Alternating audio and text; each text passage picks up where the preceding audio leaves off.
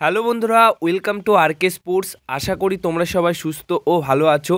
তো এই ভিডিওতে কিছু গুরুত্বপূর্ণ আপডেটস আছে যেগুলো এক এক করে ভিডিওতে শেয়ার করব। একটু স্কিপ না করে এই ভিডিওটা শেষ অবধি দেখতে থাকো এবং এই চ্যানেলে প্রথমবার এসে থাকলে চ্যানেলটিকে তোমরা সাবস্ক্রাইব করে নিও। প্রথম আপডেটসটা বেঙ্গালুরু এফসি দলের বিদেশি স্ট্রাইকার কার্তুস মিনকে নিয়ে। এই কার্তুস মিন আইএসএলে তেমনভাবে সফল হতে পারেনি। বেঙ্গালুরু এফসি দলের হয়ে মাত্র এখনও অবধি 2টো গোল করেছে 8টা ম্যাচে। তো তেমন ভালো পারফরমেন্স বা আইএসএলে তেমন কিন্তু সফল হয়নি। তাই এই প্লেয়ারটিকে মোটামুটি ছেড়ে দেওয়ার চিন্তাভাবনা করছে বেঙ্গালুরু এফসি দল। আর ইতিমধ্যেই এই প্লেয়ারটিকে দলে নেবার জন্য Scottish club ST Milan, ডুন্ডে, Motherwell এবং আরও একটা আননেমড ফোর্থ ক্লাব রয়েছে, মানে 4 নম্বর ক্লাব আছে। মোট 4টি ক্লাব এই প্লেয়ারটিকে দলে নেবার জন্য ইন্টারেস্টেড রয়েছে বা কথাবার্তা বলছে বেঙ্গালুরু এফসি দলের সঙ্গে। তো সব কিছু ঠিকঠাক থাকলে বেঙ্গালুরু এফসি দল এই প্লেয়ারটিকে ছেড়ে দেবে এবং স্কটিশ ক্লাব যে কোনো একটি দলে তিনি সই করে নেবেন। এছাড়া কার্তুস মেনের বদলে কোন প্লেয়ারটি আসতে পারে? ইন্টারকাশির একটা প্লেয়ারের নাম আমি বলেছিলাম, তো সেই প্লেয়ারটির আসার সম্ভাবনা কিন্তু এখন প্রবল। এবার আসি পরের আপডেটে। পরের আপডেটটা ওড়িশা এফসি দলের হয়ে খেলা বিদেশি ডিফেন্ডার কার্লোস ডেলগাডো। এই প্লেয়ারটিকে দলে নেবার জন্য, মানে নেক্সট সামার ট্রান্সফার উইন্ডোতে দলে নেবার জন্য আইএসএলের একটি দল ইনকোয়ারি করছে বা ইন্টারেস্টেড রয়েছে। এখনও অবধি সেই দলটির নাম জানা যায়নি, বাট ওড়িশা এফসি দলের সাথে তার নেক্সট সামার ট্রান্সফার উইন্ডোর আগে চুক্তি শেষ হয়ে যাবে এবং নেক্সট সামার ট্রান্সফার উইন্ডোতে তিনি পুরোপুরি ফ্রি প্লেয়ার থাকবেন। তাই সেই সময় যে কোনো ক্লাব তাকে দলে নিতে পারবে।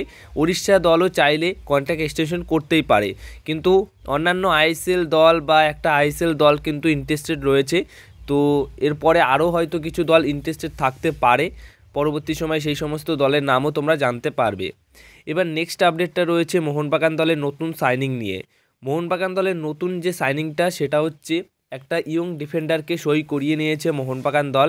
হ্যাঁ, কিছুদিন আগে থেকেই খবর দিচ্ছিলাম যে মোহনবাগান দল একটা ইয়ং ডিফেন্ডার সই করাবে। সেই মতো একটা ইয়ং ডিফেন্ডারকে তারা পুরোপুরি ডিল ডান করে ফেলেছে।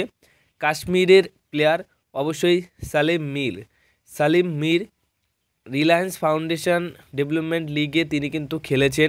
পজিশন লেফট ব্যাক এবং সিবি, মানে লেফট ব্যাক কাম সিবি পজিশনের প্লেয়ার। 18 বছর বয়স তার রয়েছে, 5 ফুট 10 ইঞ্চি তার হাইট। তো সেই ক্ষেত্রে এই সালিম মিরকে মোহনবাগান দল অফিসিয়ালভাবে সই করিয়ে নিয়েছে, ডিল ডান পুরো হয়ে গেছে। তো এই প্লেয়ারটিকে তোমরা মোহনবাগান দলের হয়ে খেলতে দেখতে পারবে। এরপরে আনোয়ার আলীকে নিয়ে যে খুশির খবরটা দেওয়া রয়েছে, গতকালই তিনি কলকাতায় এসছেন এবং গতকাল কলকাতা আসার পর মোহনবাগানের জিম সেশনে তিনি রিহাব করেছেন। এখনও অবধি মাঠে বল নিয়ে অনুশীলন করা শুরু না করলেও তিনি খুব তাড়াতাড়ি বল নিয়ে মাঠে নামবেন বা অনুশীলন শুরু করবেন, কিন্তু আপাতত রিহাব সেশন করছে জিম সেশনে। আর তার বডি এবং তাকে দেখে যেটুকু মনে হচ্ছে, তার কিন্তু এই কয়দিনে যেহেতু তিনি রেস্ট ছিলেন, তো তার বডি ওয়েটটা কিন্তু বেশ বেড়ে গেছে এবং আগের তুলনায় আনোয়ার আলীকে আরও অন্যরকম ভয়ানক লাগছে ডিফেন্সের ক্ষেত্রে। মানে তার বডিটা দেখে এরকম মনে হচ্ছে। তো সেই ক্ষেত্রে তার খেলায় যেরকম দেখেছি আমরা, সেটা এর থেকেও বেটার হতে পারে যখন আইএসএলে আবার খেলবেন ফেব্রুয়ারি মাসে। সুপার কাপে খেলার তার কোনো রকম সম্ভাবনা নেই এবং একদম অসম্ভব, কারণ সুপার কাপে তিনি খেলতে পারবে না। এবং আইএসএলে ফেব্রুয়ারি মাস থেকে যখন শুরু হবে তখন কিন্তু আবার মোহনবাগান দলের হয়ে খেলতে পারবে। এবার সবশেষে একটা বিষয় নিয়ে আপডেট শেয়ার করা রয়েছে, সেটা হচ্ছে সাহিল তাবোরার ট্রান্সফার মার্কেট যে সাইট রয়েছে সেখানে তার প্রোফাইল খুললে পরেই দেখা যাচ্ছে যে মোহনবাগান দল ইন্টারেস্টেড রয়েছে এবং মোহনবাগান দল 95% প্রথমত গতকাল দেখাচ্ছিল যে ডিল ডান করে ফেলেছে বা এগিয়ে রয়েছে। আবার আজকের দিনে দেখাচ্ছে অন্যরকম, আজকে কিন্তু একটু কমে গেছে সেই পার্সেন্টেজটা। আজকে যে পার্সেন্টেজটা রয়েছে সেটা 78% চলে এসছে। তো গতকাল যেটা বেশি ছিল 90-র ওপরে ছিল, 19-এর ওপর, সেখানে থেকে দাঁড়িয়ে আজকে কিন্তু 78-এ চলে এসছে। তো এই বিষয়টা নিয়ে অনেকে অনেক প্রশ্ন করেছো। তো এর আগে কিন্তু আপডেট দেওয়া হয়েছিল যে এই প্লেয়ারটিকে নেবার ব্যাপারে ইন্টারেস্টেড রয়েছে, বাট তারপরে আর কোনো রকম আপডেট আসেনি যে তার সাথে কতদূর কথাবার্তা এগোলো বা কী পর্যায়ে তার সাথে কথাবার্তা হচ্ছে বর্তমান সময়ে দাঁড়িয়ে। তো এটা ট্রান্সফার মার্কেটের একটা বিষয়।